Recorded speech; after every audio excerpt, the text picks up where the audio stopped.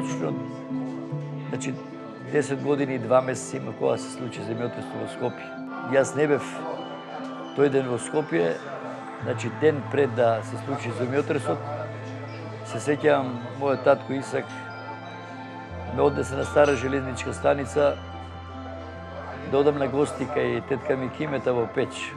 Во еден момент од приколките излета една госпоđа возбудена, викаше голем земјотрес и велики земјотрес у Скопју, многу има жртава.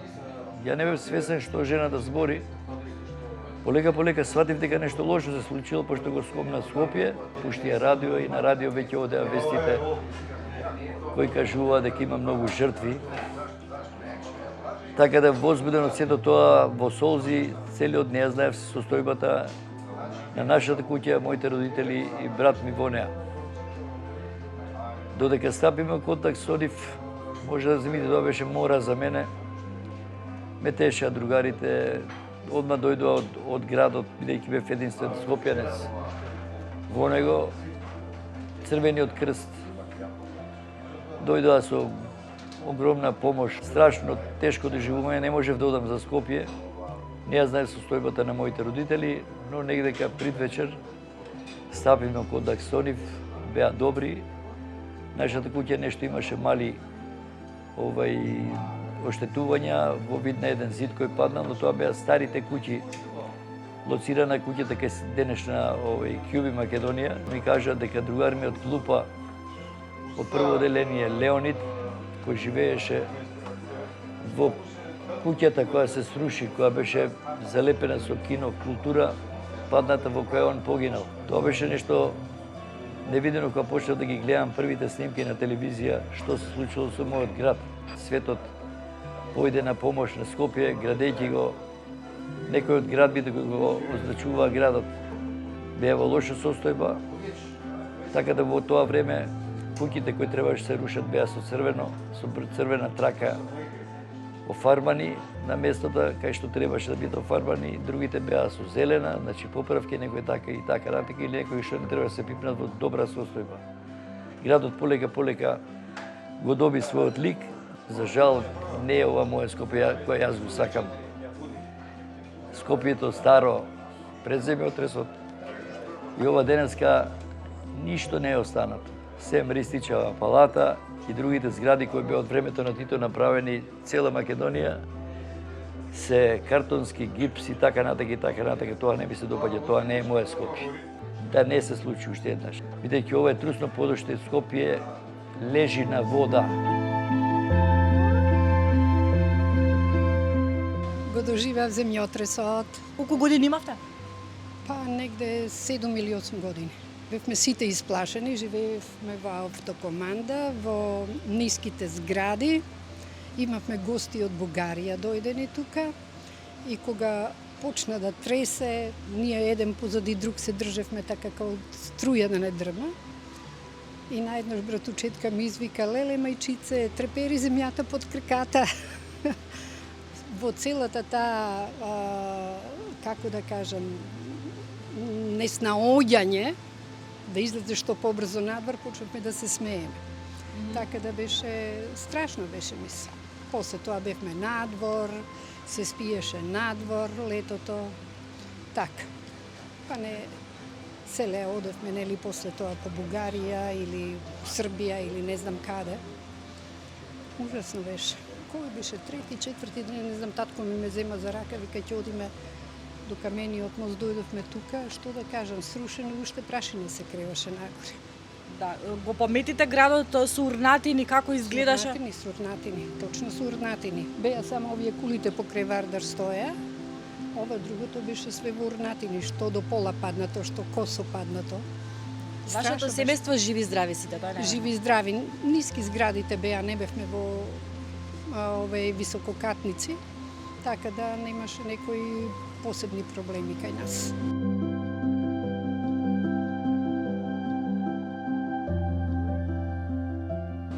Земјотресот јас го доживеав. Колку години имавте? Сега ќе ти кажам. Сега не можам да се сета. Сте била мала? 9, 8, 9, тука некаде, да. бидејќи беше време после Втора светска војна, ме разбуди земјотресот, кај Универзална живеевме на приземје, куќа на 3 спрата. Беше страшен, ја мисля војна. Дека е војна, цел град беше прашина. Нашата куќа беше разрушена, среќа што бевме на приземје, па рипевме од озгора. Што да ти кажам, моја добра другарка загина кај Универзална, Снежана Караджова, ќе ја спомнам, ми е жал. И многу други. И беше страшно, што да ви кажам, да не се повтори никогаш. Мислам, на секој звук на земјотрес јас го преживувам. Сега се плашите од земјотрес? Се плашам. Се уште многу се плашам, бидејќи го преживеав. Жива остана. Јас, брат, сестра. Бевме цели цементо, главите, ово, мислам, беше реновирана после куќата, санирана и ово. Беше страшно. А како изгледаше градот тие денови?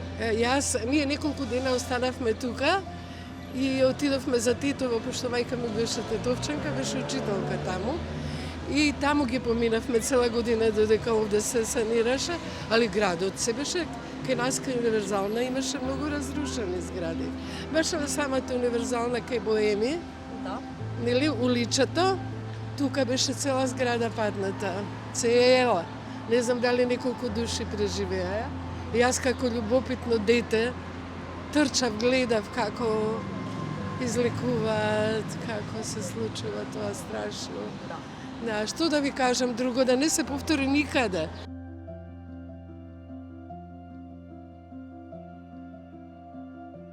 Јас го доживеав, бев 6 годинки. Го паметите ли тој ден? Ма како не, никогаш нема да го заборавам. Језиво беше, малецка бев, прва се разбудив. Утрето ден требаше за Охрид да одиме, све спак, мислам тој ден. Требаше на сестри ми да дојде пријателка од Англија и бевме спремни во Охрид. И мене прво што ме разбуди, тоа е она движење на креветот, Звукот. а после кога се разбудив звукот. И Да. мајка ми брзо, мамо, што е ово, она цела избезумена, и она не знае што е. Влегува татко ми во соба, бегајте, земјотрес.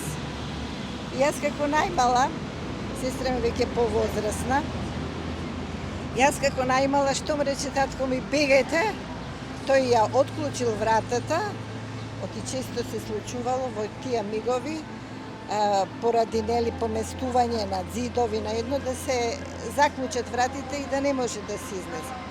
Татко ми присебен, ја отклучил вратата и јас, мало дете, низ врата, а доле во влезот, во ходникот, стакла, све испокршено, испопаѓа на ова, како се вика, малтер од зидовите. Ма ништо не гледав, ништо.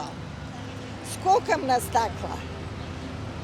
Комшите излегуваат сите од домовите и се најдов доле. А јас живеам одма карши, односно сега бензинска пумпа, тогаш на тоа место беше аптека, една убава зграда. И сега до црквата сум Свети Климент Охридски, таа стара поштенска зграда. Само што излегов, гледам се руши зградата под која беше аптеката. Го свртев погледот понатаму, гледам другата зграда, паѓето, знаете, као картон, као она карти, кула од карти. Луѓе викаат, вриштат, искачат. И татко ми, и мајка ми, комшита, па тогаш се живееше еден многу убав живот, да ви А кажам. каде ве згрижија после отидовте некаде? После седевме едно 3-4 сата, седевме одно можеби и повеќе, и секој на некој начин се снајде. Татко ми мој, бидејќи имавме роднини во Куманово, неговиот брат беше таму и кај нив се згриживме. 6 месеци таму живеевме, за да после тие 6 месеци уште недовршена зградана, уште имаше свеж малтер, нели, се реновираше. Ние као деца, леле, доволно беше си одиме дома и се вративме во се уште ненаправени станови. И тоа е моето искуство. Се плашите ли денес од земјотрес? Па, се човечки, како не, се плашам. Но сепак, знаете, ме води мислата дека нема тоа да се повтори. Оти обично викат на 100 години или не знам како. Но језиво е, во секој случај не е пријатно. Тоа е една непогода која што човек не може да ја предвиди, не може да знае колку ќе трае и каков ќе биде. Но сепак мислам дека овие сега градби што се градат во Скопје, особено после тој катастрофален земјотрес, мислам дека се измички градени и дека се посигурни од тогаш.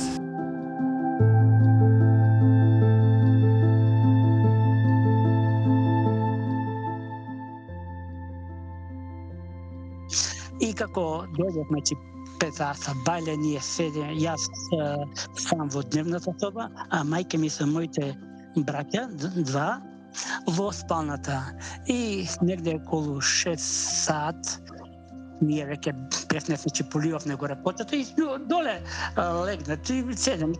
Во моментот, значи, негде околу 5 и 15, 16, 17, тука, значи, тоа гледаме нешто почине претходно ваljda пред да почне земјотресот, почине нешто да тропа, да се трес, да чука и стално си велевне. Овие мајстори никако да разберат дека не треба кога ги носат тие силите да ги фрлат од висина, мислиш дека ќе ти удри у глава. И кога јас се вртам, гледам дека е 5:17, 5:17, дека ова мајсторите не се, тие доаѓаат околу 6 саат. И во тој момент, значи, јас пошто почна да ми паѓа од горе од кровата, од плафонот, тоа малтер од бел во очите, ја се покривам преку глава, во другата соба кај што беа мајка ми и бракето мој, им падна лустерот. И тогаш во тој момент мајка ми вели, дета, да бегаме овај земјотрес. Таа доаѓа до мене, ми го стерга трча од глава, бидејќи и да се покриви, паѓа во очи, никако. А тоа дрма и во тој момент таа ме повлекува, го повлекува часот и вели одиме надолу и трчаме. Значи до долу во дворот имаше околу 30 степеника и јас стално велам, мислам дека за 3 секунди ги претрчавме тие, ги прелетавме тие скали, се снегавме во дворот, таму и другите родни на приземје и овие до нашо живеева. Мој вујковци со диета и сите гледаат према куќата горе. Значи, горе веќе почнато е да се гради, меѓутоа направена плоча и столбовите, која падна веднаш према плочата. На скалите тие дрвените што беа, значи таа конструкција се одвои, можеби цела тупаница меѓу скалето од горе надолу, почна да се распукува и слободно можеше да се стави една тупаница од човек, толку беа одделени скали, меѓутоа сите стоеа, а дрвените скали беа оддалечени, одвоени од конструкцијата од целата зграда, можеби 7-8 сантиметри. И кога ќе стапнеш на скалата, покасно кога почнавме да взимаме некои работи од горе, целите скали се нишаа, мислам како на клацкалка да си. И се снуваме долу и мајка ми почна да вели стана без куќава таму, меѓутоа мојот, јас сум најмал, мојот брат преку зидот во дворот и на Орце Николов улица, 1-2-3 минути таму и се враќа и вели, мамо, ние сме живи и здрави, да знаеш овдека од другата страна на Орце Николов падната е куќа, има таму жртви, погинати, се слушале лекање, паднале, двете плочи ги притиснале луѓето, колку жртви ќе има не знае.